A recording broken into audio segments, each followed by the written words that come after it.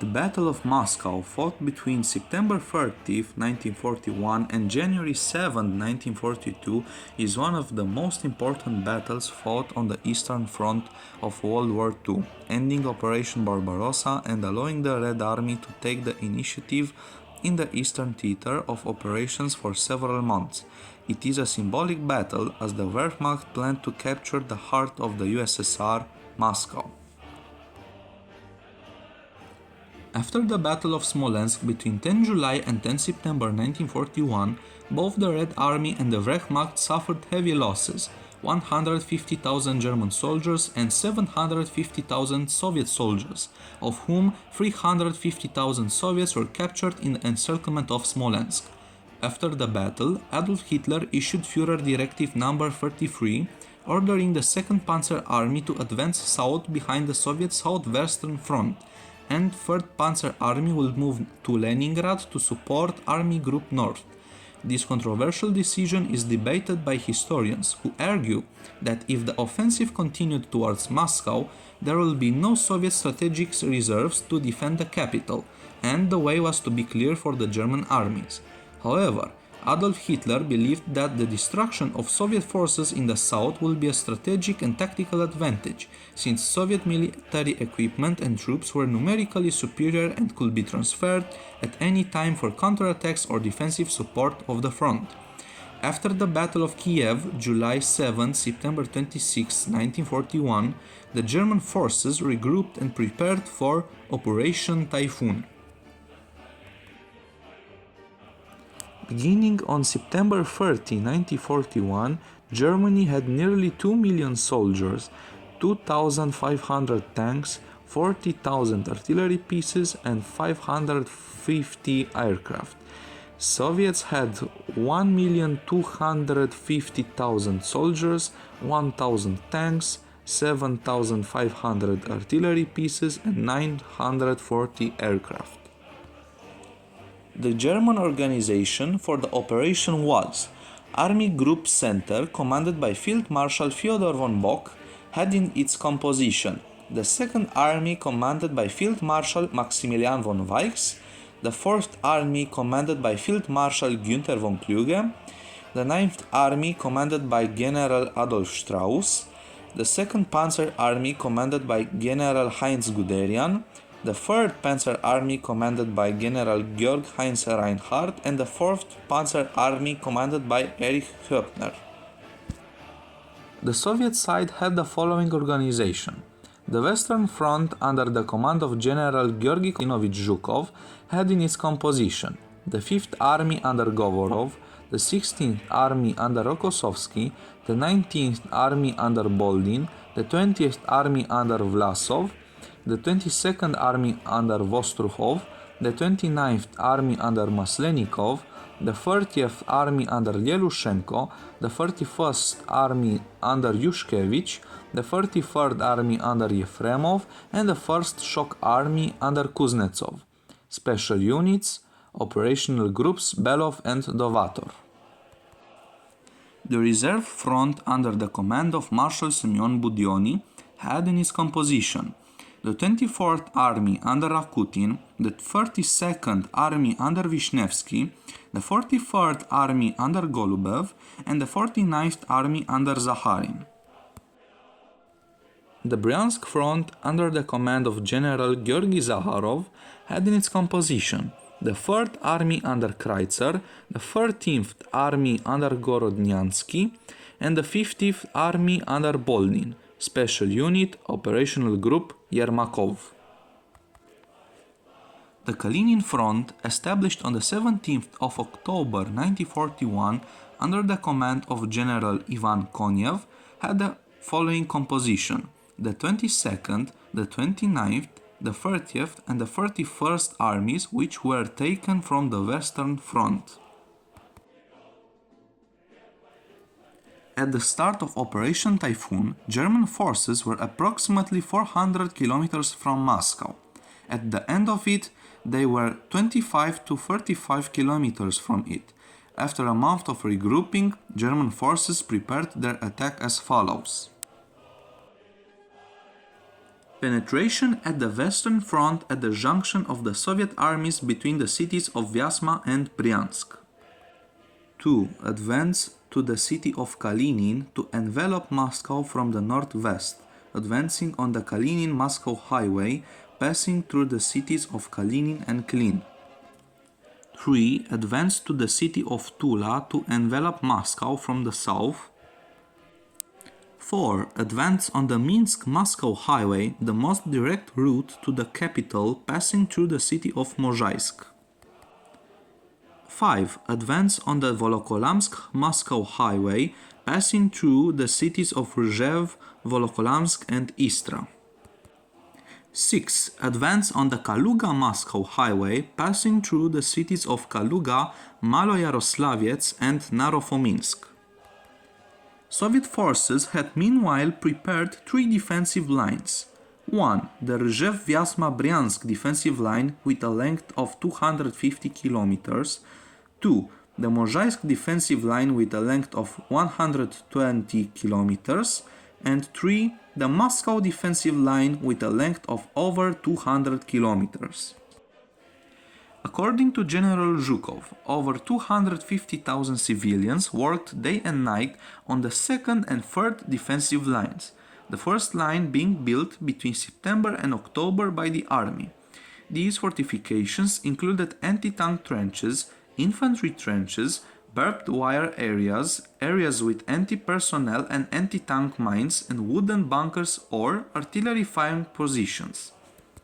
The Battle of Bryansk-Vyazma, September 30, October 30, 1941, is one of the most important battles as it includes the encirclement of the Soviet armies at Bryansk 3rd, 30 and 50 and at Vyazma 16, 19, 20, 24 and 32nd and Operational Group Belov, with the Germans capturing approximately 662,000 soldiers.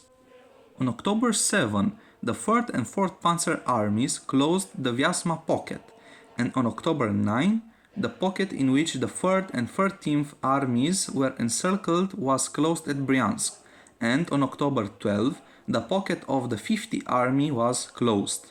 As a result of the fighting, German troops broke through the first Soviet defensive line, reaching the second line, the Mozhaisk defensive line. An important and notable mention is the Battle of Mtsensk, October 6, 1941. The German 4th Division of the 2nd Panzer Army, led by Guderian, was advancing towards the city of Mtsensk with the objective of capturing the city. Meanwhile, the 1st Guards Rifle Corps, led by Dmitry Yalushenko, was planning an ambush on the German Armored Division. It was planned that the Soviet 4th Tank Brigade, led by Katukov, would attack the German tanks from the flanks, placing Soviet T-34s and KV-1 tanks in the surrounding forests. At the time of the attack, 10 German tanks were destroyed. A few days later, an investigation was conducted by the Germans to understand how the Panzer IIIs and Panzer IVs had been destroyed in that situation. It was a Soviet tactical success that delayed the German advance towards the city of Tula. Also, on October 6, 1941, Georgy Zhukov was urgently summoned by Stalin to Moscow to take command of the Western Front, given the disaster that the Red Army had encountered at Bryansk-Vyazma. Before his arrival at the command of the front, Ivan Konev commanded the Western Front, but due to the loss of control of the situation in the context of Bryansk and Vyazma, he was dismissed and threatened with being sent to the military tribunal to be shot. However, Zhukov insisted not to execute him, but to make him his deputy. Later, Konev would be given command of the Kalinin Front, crucial for the northwestern sector of theater of operations. With Zhukov's arrival at the command of the Western Front, he took measures to combat the advance of German forces towards Moscow. 1. Regrouping all armies on the new Mozhaisk defensive alignment. 2. Uniting the reserve front with the Western Front. 3. Establishing defensive points on sectors commanded by Soviet armies in the cities. And 4. Bringing strategic reserves from the Far East to the new defensive line.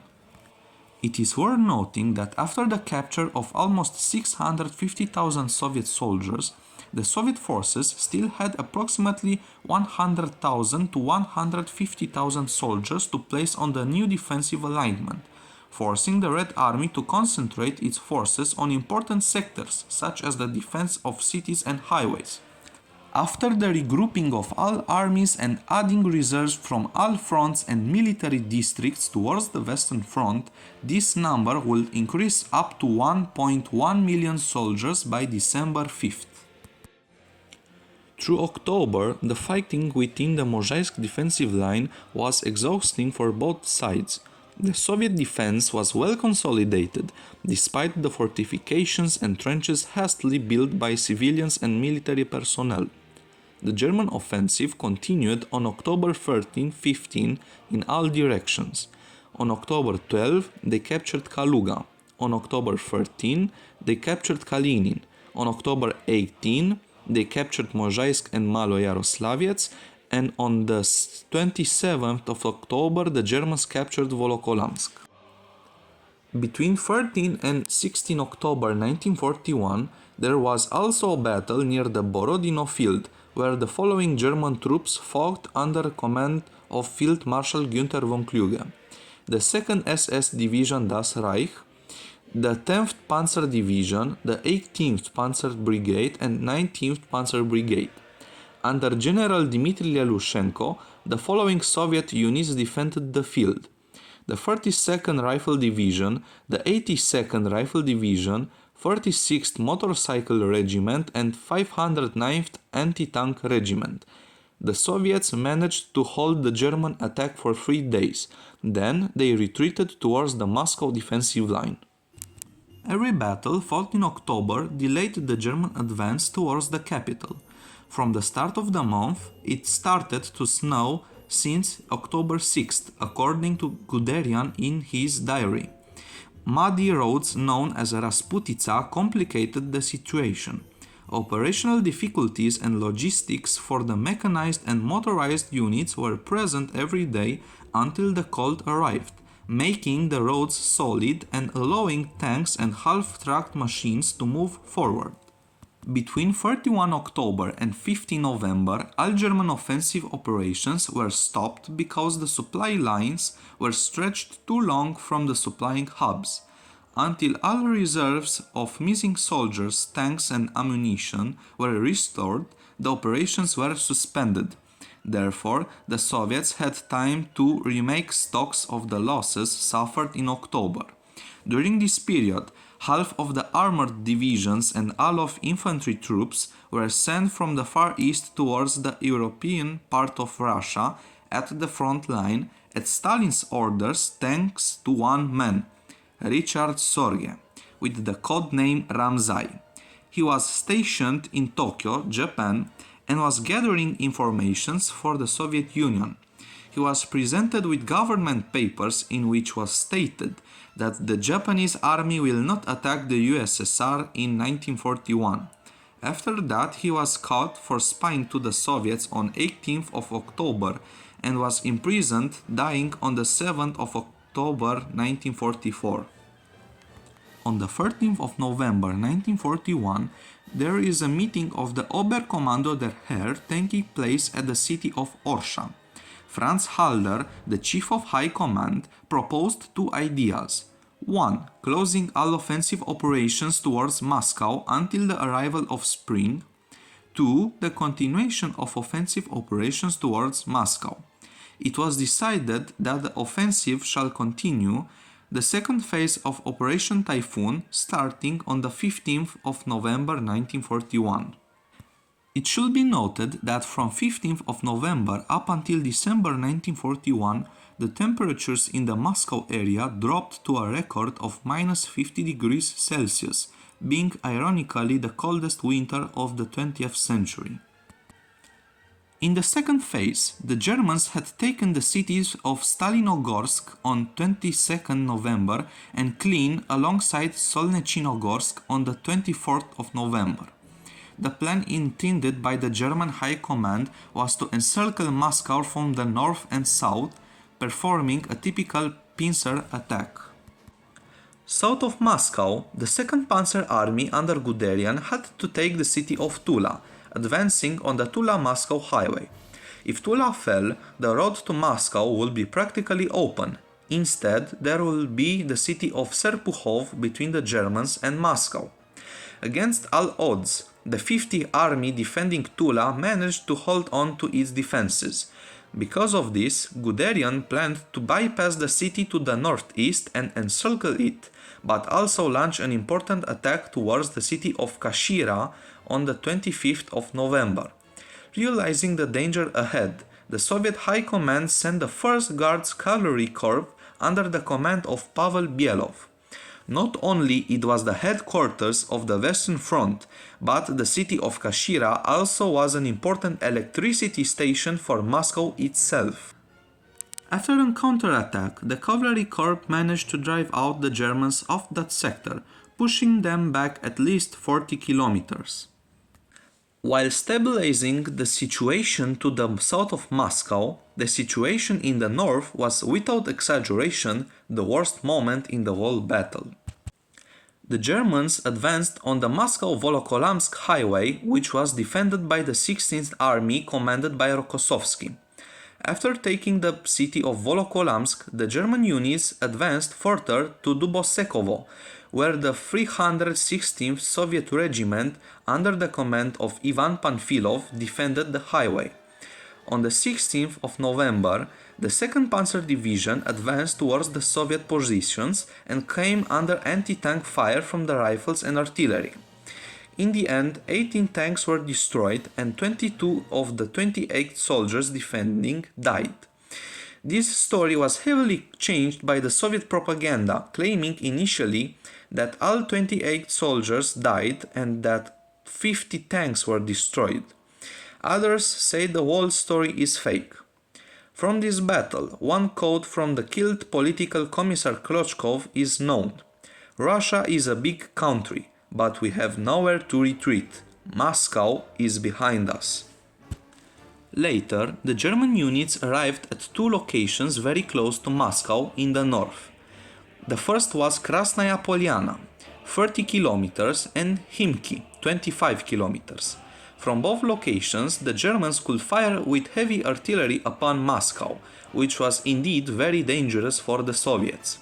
For this, Stalin issued an order to the 20th Army to counterattack at Krasnaya Polyana. Following the counterattack, the 20th Army managed to drive back the German units. The first Luftwaffe raid on Moscow took place on the 21 July 1941 and was carried out by 195 bombers. From the start of Operation Barbarossa till the end of the Battle of Moscow, 104 tons of high explosives and 46,000 incendiary bombs dropped on the city. The number of aircraft participating in the raids decreased to one squadron, but by 5th April 1942, the Germans had carried out 87 raids. While exact numbers are unknown, the German historians claim that the German Air Force lost around 600 planes, meanwhile the Soviet side claiming 1,300 planes destroyed. On 6 November 1941, in the Mayakovskaya subway station, Joseph Stalin delivered a political speech about the situation in the USSR and Europe.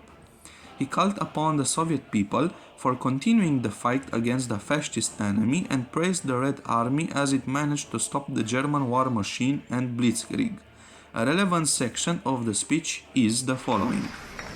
Товарищи, русский должен знать, что он имеет против себя решительного врага.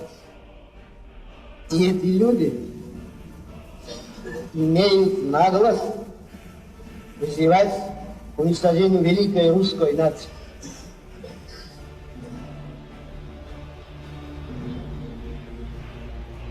Отныне наша задача будет состоять в том, чтобы истребить всех немцев до единого. Если немцы хотят иметь истребительную войну, они ее получат. On On the 7th of November 1941, an important date for the Bolsheviks, marking the start of the Soviet Revolution in 1917, Stalin wanted to organize a military parade in the Red Square. General Zhukov assured Stalin that it could take place without any problems. From Lenin's mausoleum, he talked about the same topic from the day before, but focusing on the military situation rather than political. Here is an extract of his most well-known speech. Товарищи красноармейцы и краснофлотцы, командиры и политработники, партизаны и партизанки, на вас смотрит весь мир, как на силу способную уничтожить разбойничьи орды немецких захватчиков. На вас смотрят все народы Европы, временно подпавшие под иго немецкой тирании, как на своих освободителей. Великая освободительная миссия выпала на вашу долю. Будьте же достойны этой миссии. Вы ведете войну освободительную, справедливую. Пусть в этой войне вдохновляет вас мужественный образ наших великих предков. Александра Невского, Дмитрия Донского, Кузьмы Минина, Дмитрия Пожарского, Александра Суворова, Михаила Кутузова. Пусть осенит вас непобедимое знамя великого Ленина. За полный разгром немецких захватчиков, смерть немецким оккупантам. Да здравствует наша славная Родина, ее свобода, ее независимость. Под знаменем Ленина вперед к победе! At the parade, almost 30,000 soldiers participated, 140 artillery pieces and 160 tanks. From the Red Square, Moscow, all those units marched directly towards the front line. On the 13th of October, the president of the Moscow City Committee, Alexander Sherbakov, declared that the city was in danger. He addresses the Communist Party to adopt measures for the defense of the city. The defense is planned in 3 stages. 1. Defending the highway ring around the city. 2. Defending the forests around the city. And 3. The defending of the city. Inside Moscow, there were anti-tank obstacles placed, mined bridges over the Moscow River, and barricades made from wood and sandbags. The Kremlin was camouflaged, so the German aviation couldn't exactly locate its buildings. On high buildings, quadruple Maxim machine guns were placed. On the 16th of October, Stalin orders the moving of the Soviet government and the Communist Party to Kuibyshev, nowadays named Samara, alongside with the body of Lenin. But the Soviet leader decides to remain in Moscow. On the 19th of October, an order is issued which states that the city will enter a stage of siege, martial law being declared. It was also declared that all spies, agitators and provocators will be arrested and sent to the Tribunal of War. On the 5th of December 1941, the Kalinin Front launched the first attack of the counteroffensive, the Western Front and the Northwestern Front joining in on the 6th of December. The exhausted German troops didn't expect such a powerful attack, most units starting to retreat unorganized on all fronts. With this counterattack, the Soviet armies managed to push back the Germans at least 150 to 250 kilometers away from Moscow. In this time, the following cities were liberated: Klin, Kalinin, Kaluga, Maloyaroslavets, Slolnechinogorsk, Stalinogorsk and Narofominsk. On the 19th of December, Hitler fired Walter von Brauchitsch from his position as Chief of Staff of the Oberkommando der Heer. The Führer would take command of this structure for a limited time, in which he issued the Halt Order, declaring that all non-authorized retreats are forbidden. On the 25th of December 1941, Hitler called Guderian, Höppner and Strauss to Berlin, telling them they are dismissed of their command of their armies. Fyodor von Bock was dismissed from the command of the Army Group Center, being replaced with Günther von Kluge.